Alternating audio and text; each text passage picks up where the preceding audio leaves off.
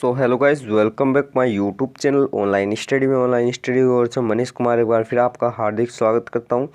Friends, कल की class में अपन ने प्लान बी का जो पार्ट 2 था वो कंप्लीट किया था, लेकिन आज जो है अपन उसका नेक्स्ट पार्ट कंप्लीट करेंगे। देखेंगे आज उसके मोस्ट इम्पोर्टेंट क्वेश्चन इस वीडियो में। तो ये वीडियो आज का जो है काफ़ी रोमांचक होने वाला है, क्लास काफ़ी रोमांचक होने वाली है। इसके लिए चैनल को फटाफट सब्सक्राइब कर लीजिए। इसका आज का फर्स्ट क्वेश्चन देखिए क्या है। इसको पीडीएफ चाहिए वो टेलीग्राम चैनल ज्वाइन कर सकता है। डेली आपको पीडीएफ मिलेगी, कभी कभार आपको पीडीएफ नहीं देखने को मिल सकती है, लेकिन डेली देखने को मिलेगी। आधुनिक रसायन शास्त्र का जनक किसे कहा जाता है? क्वेश्चन काफ़ी मोस्ट एंड काफ़ी अच्छा क्वेश्चन कि आधुनिक जो रसायन शास्त्र है, मॉडर्न जो केमिस्ट्री है, उसका जनक है वो किसे कहा जाता है? रदरफोर्ड, आइंस्टीन, मिलिकन या फिर लेवोइशियर। कल मैंने बताया था मिलिकन का जो तेल बिंदु प्रयोग था, उसके आवेश के क्वांटा Q बराबर प्लस माइनस NE, ये समीकरण इसी से ज्ञात किया गया था। और इसी से एक क्वेश्चन भी बनता है जिसमें इलेक्ट्रॉन का मान आपको पूछा जाता है यहाँ से। अब आपको पूछा जाए मॉडर्न जो केमिस्ट्री उसका जनक किसे कहा जाता है? वो कहा जाता है लेवोइशियर। लेवोइशियर किसे कहा जाता है? लेवोइशियर। याद रखना, लेवोइशियर को क्या कहा जाता है? आधुनिक रसायन शास्त्र का जनक कहा जाता है। नेक्स्ट क्वेश्चन देखिए, नाभिक का जो आकार होता है वो कितना होता है? आपको पता है नाभिक जो है काफ़ी छोटा होता है। अब इसका आकार होता है, उसकी कोटि होती है। अब इसकी कोटि कितनी होती है वो भी आपको पता हो जाए। नाभिक किस मतलब परमाणु नाभिक में स्थित होता है, मतलब परमाणु का नाभिक होता है, उसमें क्या क्या स्थित है ये आपको जानना है। नाभिक में क्या क्या होता है? न्यूट्रॉन एंड प्रोटॉन स्थित होते हैं। न्यूट्रॉन एंड प्रोटॉन स्थित होते हैं। तो आपको पता है प्रोटॉन पे तो प्लस चार्ज होता है, लेकिन जो न्यूट्रॉन होता है ये उदासीन होता है। ये भी आपको याद रखने वाला टॉपिक है, क्योंकि एक क्वेश्चन शायद मैंने इसके भी रिलेटेड बनाया है। क्योंकि आज जो अपना चैप्टर वो नाभिक से रिलेटेड है, नाभिक वाले से रिलेटेड, परमाणु से, एटम से रिलेटेड है। तो ये चैप्टर आज का मोस्ट इंपॉर्टेंट है। एटम से रिलेटेड सभी क्वेश्चन थे वो कंप्लीट करवा दिया है मैंने। अब एटम से रिलेटेड कोई क्वेश्चन नहीं बचा आपके लिए। तो जो न्यूट्रॉन होता है इस पर उदासीन चार्ज होता है। उदासीन का मतलब क्या हो गया? जितने प्लस चार्ज होंगे उतने ही माइनस चार्ज भी होंगे। इस प्रकार जो उदासीन कण होता है, तो उदासीन का मतलब क्या होगा? जितने प्लस चार्ज होंगे उतने माइनस चार्ज होंगे, जो कि आपस में कट कर देंगे और इक्वल जीरो चार्ज बना देंगे।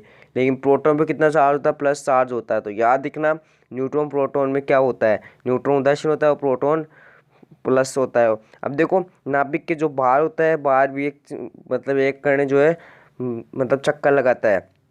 अब वो कौन सा लगाता है कि नाभिक के अंदर तो दो हो गए, लेकिन एक बाहर होता है, वो क्या होता है? इलेक्ट्रॉन, जो कि चक्कर लगाता है। इलेक्ट्रॉन पे चार्ज जानते हैं 1.7 × 10⁻⁻19 कूलम। तो ये बाहर चक्कर लगाता है। अब जो नाभिक का आकार होता है काफ़ी छोटा होता है। अब इसकी जो है कोटि कितनी होती है? 10⁻⁻15, मतलब 10⁻⁻15, 10⁻⁻15 मीटर, 10⁻⁻15 मीटर होती है। ये होती है इसकी कोटि। यहाँ पे मीटर भी लिख लेना। क्या लिखना आपको? मीटर भी लिख लेना है। 10⁻⁻15 मीटर। अगला प्रश्न देखिए, एक तत्व में इलेक्ट्रॉन और न्यूट्रॉन, देखो नोट करते चलो, इलेक्ट्रॉन एंड न्यूट्रॉनों की जो संख्या आपको क्रम से दे रखी है 18 एवं 17, 18 एवं 20 दे रखी है। तो परमाणु भार मतलब द्रव्यमान संख्या आपको पूछी जा रही है। द्रव्यमान संख्या आपको निकालनी है। न्यूट्रॉन की संख्या दे रखी है, तो पहले न्यूट्रॉन का फॉर्मूला रखो। यहाँ पे क्या होता है? A-Z होता है। A-Z होता है। अब आप जानते हो कि जो इलेक्ट्रॉन होते हैं, इलेक्ट्रॉन इक्वल प्रोटॉन, ये किसके बराबर होते हैं? परमाणु क्रमांक के। तो तीनों में से कोई भी मान ले सकते हैं। परमाणु क्रमांक का मान ही होता है इलेक्ट्रॉन प्रोटॉन का मान। अब आपको इलेक्ट्रॉन का मान दिया गया कितना? 18। तो परमाणु क्रमांक की जगह रख दो 18 और माइनस A, ऐसा का ऐसा, मतलब परमाणु भार ऐसा का ऐसा। और न्यूट्रॉन का मान कितना दे रखा आपने? 20 दे रखा है। अब देखो ये इधर आएगा तो प्लस में हो जाएगा और परमाणु भार का मान निकल जाएगा, मतलब 38 इसका करेक्ट आंसर हो जाएगा। Option number C correct answer हो जाएगा। देख लीजिए आप, 20 + 18 कितने हो जाएंगे? 38 हो जाएंगे, क्योंकि यहाँ पे माइनस चिन्ह है, इधर आके प्लस चिन्ह हो जाएगा। इस प्रकार आप मान निकाल लेना। क्वेश्चन काफी मोस्ट। नेक्स्ट क्वेश्चन देखिए, ऐसे परमाणु जिनमें न्यूट्रॉनों की संख्या समान होती है कहलाते हैं। मैंने पहले आपको बता दिया कि जिनमें न्यूट्रॉनों की संख्या समान होगी सब न्यूट्रॉनिक कहलाएंगे। अब देखो, आइसोटोप, आइसोटोन, आइसोबार या फिर नहीं, इसका सही उत्तर क्या होगा? फटाफट कमेंट बॉक्स में राइट आंसर दे दीजिए। आइसोटोन इसका करेक्ट आंसर हो जाएगा, क्योंकि मैंने आपको पहले बता दिया है आइसोटोप को क्या कहते हैं? समस्थानिक कहते हैं। आइसोटोन को क्या कहते हैं? सम न्यूट्रॉनिक कहते हैं। और आइसोबार को क्या कहते हैं? समभारिक कहते हैं। और नहीं तो नहीं होगा। ये आइसोटोन वाला याद रखना, लास्ट में इसके टोन है तो मतलब सम न्यूट्रॉनिक होगा। आइसोटोप वाला समस्थानिक हो जाएगा। आइसोबार में लिखा हुआ समभारिक। अगला देखो, परमाणु में कक्ष को जो भरने का क्रम होता है वो किसके अनुसार भरा जाता है? परमाणु में जो कक्ष भरा जाता है उसको किसके अनुसार भरा जाता है? पाउली के अपवर्जन सिद्धांत के अनुसार उनके नियमानुसार, हाइजेनबर्ग के अनिश्चित सिद्धांत के द्वारा, आप बहु सिद्धांत या बहु जो भी है नियमानुसार इसके द्वारा ही बढ़ा जाता है। Option number D correct answer हो जाएगा। आप बहु नियम है, इसके अनुसार ही परमाणु में कक्ष को बढ़ने का क्रम होता है। ऑप्शन नंबर डी इसका करेक्ट आंसर हो जाएगा। क्वेश्चन काफ़ी मोस्ट इंपॉर्टेंट है।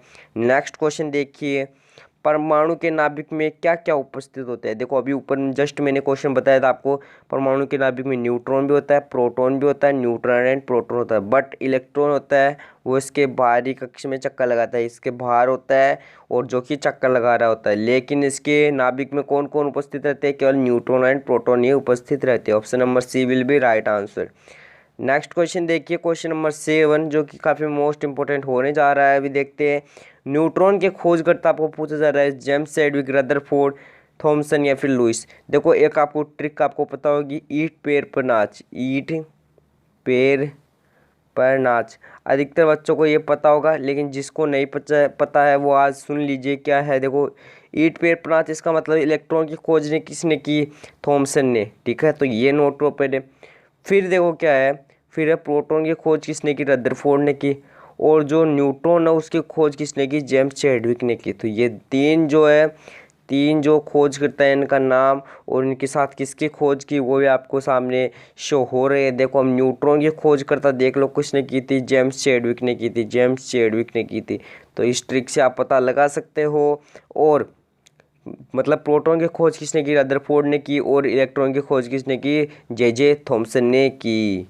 नेक्स्ट क्वेश्चन देखिए, परमाणु के नाभिक की खोज किसने की। परमाणु का जो नाभिक होता है, परमाणु में जो नाभिक पाया जाता है जो काफ़ी आकार में छोटा होता है, इसकी खोज किसने की, रदरफोर्ड, मिलिकन, थॉमसन या फिर नहीं। इसका सही आंसर हो जाएगा रदरफोर्ड, इसका करेक्ट आंसर हो जाएगा, रदरफोर्ड इसका करेक्ट आंसर हो जाएगा। ठीक है, तो ये याद रखना है किसके द्वारा की थी। तो रदरफोर्ड का जो अल्फा प्रकीर्णन प्रयोग था, सोने की पतली जो झिल्ली थी इसमें जो अल्फा किरणों का गुजारा था, अल्फा किरणों को गुजारा था, उस प्रकार उसने पाया था कि परमाणु के नाभिक, परमाणु में के मध्य में नाभिक होता है, अपन कह सकते हैं परमाणु में नाभिक पाया जाता है जो कि आकार पर काफ़ी छोटा होता है।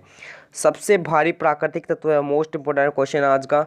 सबसे भारी प्राकृतिक तत्व है यूरेनियम, पारा या मरकरी बोल सकते हैं, कैल्शियम बोल और गोल्ड। कल ये क्वेश्चन मैंने पूछा था शायद सबसे भारी है, तो भारी मैंने आपको पूछा था कल सबसे, जिसमें दे रखा था आपको गोल्ड मतलब सोना, चांदी, और क्या दे रखा था, कॉपर दे रखा था और प्लेटिनम दे रखा था। मैंने रुपए में नहीं पूछा था कि रुपए में महंगा कौन सा होगा, प्लेटिनम होगा रुपए में महंगा, लेकिन सबसे भारी होगा गोल्ड। ठीक है, तो वो सही कर लेना जिसका गलत हो। आप पूछ रहे आपको सबसे भारी प्राकृतिक तत्व कौन सा हो जाएगा, यूरेनियम हो जाएगा। यूरेनियम क्या होता है, तो ये 3 इसके समस्थानिक होते हैं, इसके भी 3 समस्थानिक होते हैं। और किसके समस्थानिक 3 होते हैं, इसके समस्थानिक के बारे में नहीं पूछा था, लेकिन हाइड्रोजन इसके समस्थानिक के बारे में पूछा जाता है। एक होता है 1H1, 1H2 और 1H3, प्रोटीरियम, ड्यूटीरियम, ट्राइटीरियम। ठीक है, तो याद रख लेना प्रोटीरियम, ड्यूटीरियम, ट्राइटीरियम। नेक्स्ट देखो, समस्थानिक C14 का संबंध किससे, समस्थानिक C14 का जो रिलेशन है वो किससे, जैविक घड़ी से, फॉसिल जीवाश्म आयु निर्धारण हेतु, पृथ्वी की आयु आकलन हेतु, कैंसर के उपचार हेतु। तो कैंसर का उपचार होता है वो होता है कोबाल्ट 60, कोबाल्ट 60 के उपचार में आता है।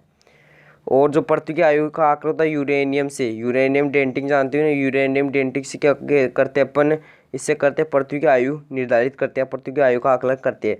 अब जो समस्थानिक C14 इसका संबंध होगा फॉसिल या फिर जीवाश्म आयु निर्धारण है, तो दोनों नाम आपको पता होना चाहिए। क्वेश्चन काफ़ी मोस्ट इंपॉर्टेंट है। नेक्स्ट क्वेश्चन देखो, एक ही प्रकार के परमाणु किस में देखने को मिलता है, एक ही प्रकार के परमाणु किस में देखने को मिलेंगे, तो ये मिलेंगे प्राकृतिक तत्वों में मिलेंगे। किस में मिलेंगे, प्राकृतिक तत्वों में देखने को मिलेंगे। किस में मिलेंगे, क्योंकि एक ही प्रकार के परमाणु प्राकृतिक तत्वों में देखने को मिलेंगे। नेक्स्ट क्वेश्चन अपना क्या है, निम्न में से किस में सर किसी तत्व की, ये देखो यहाँ से नोट करना है, निम्न में से किससे किसी तत्व के उस सूक्ष्म कण के रूप में परिभाषित कर सकते हैं जो स्वतंत्र रूप में अस्तित्व में रह सकता है। मतलब स्वतंत्र रूप में अस्तित्व में कौन रह सकता है, वो रह सकता है अणु। एक ऐसा है जो स्वतंत्र रूप से अपना अस्तित्व बनाए रखता है, स्वतंत्र रूप से अपना अस्तित्व बनाए रखता है प्रकृति में, ये याद लिख लेना, और भी प्रकृति में अपना अस्तित्व बनाए रखता है। नेक्स्ट क्वेश्चन अपना है, किसने कहा था कि परमाणु से निर्मित होते हैं जो अविभाज्य और अविनाशी निर्माण खंड है, इसलिए कहा था जॉन डोल्टन ने। ऑप्शन नंबर ए इसका करेक्ट आंसर हो जाएगा, जॉन डोल्टन ने कहा था। नेक्स्ट क्वेश्चन देखिए, अणु का गठन करने वाले परमाणुओं की संख्या को क्या कहते हैं? मोस्ट इंपोर्टेंट क्वेश्चन कि जो अणु की संख्या का गठन करते हैं उन परमाणुओं की संख्या को क्या कहेंगे? ये थ्योरेटिकल क्वेश्चन है, ये भी मतलब डेफिनेशन क्वेश्चन है। तो वो देखिए क्या कहेंगे, अणु, तत्व, यौगिक या फिर परमाणविकता। परमाणविकता इसका करेक्ट आंसर हो जाएगा, option number D will be right answer. Next question देखिए क्या है, एक ड्यूट्रॉन, ड्यूट्रॉन जानते हो ना, ड्यूट्रॉन, यहाँ पे लिख लो, इसको अच्छे से लिख लो, ड्यूट्रॉन, ड्यूट्रॉन। एक ड्यूट्रॉन क्या है?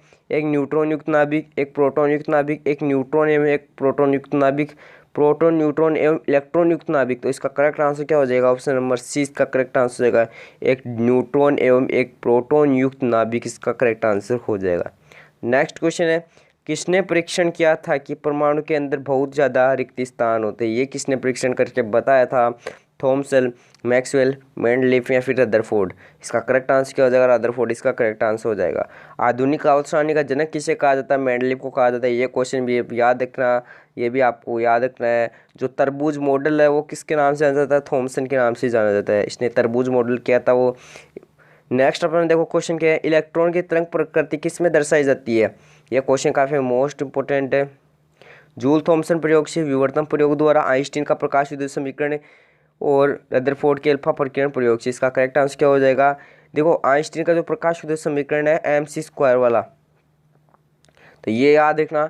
अब इलेक्ट्रॉन की तरंग प्रकृति वो किसके द्वारा दर्शाई जाएगी? विवर्तन प्रयोग से दर्शाई जाती है। Next and final and last question देखिए आज का, डाल्टन के परमाणु सिद्धांत अनुसार एक परमाणु होता है, इसे मतलब जो परमाणु होता है उसे क्या नहीं किया जाता है? लेकिन इसे उप विभाजित नहीं किया जाता, इसे उप विभाजित नहीं किया जा सकता, इसे उप विभाजित नहीं किया जा सकता। ये क्वेश्चन मोस्ट इंपोर्टेंट है आज का।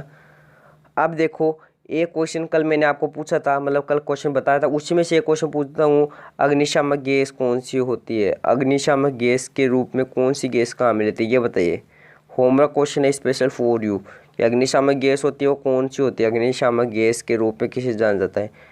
नोट कीजिए क्वेश्चन को और टाइप कीजिए आंसर, इसका क्या होगा करेक्ट आंसर, फटाफट आंसर टाइप कीजिए। एक क्वेश्चन लिखो, फिटकरी का रासायनिक सूत्र, फिटकरी का सूत्र बताइए, फिटकरी का सूत्र बताइए फटाफट कमेंट बॉक्स पे।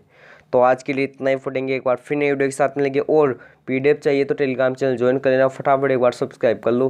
तो एक बार नए सेशन के साथ मिलेंगे, नए धमाकेदार सेशन के साथ। तब तक के लिए बाय बाय, टाटा, जय हिंद, जय भारत।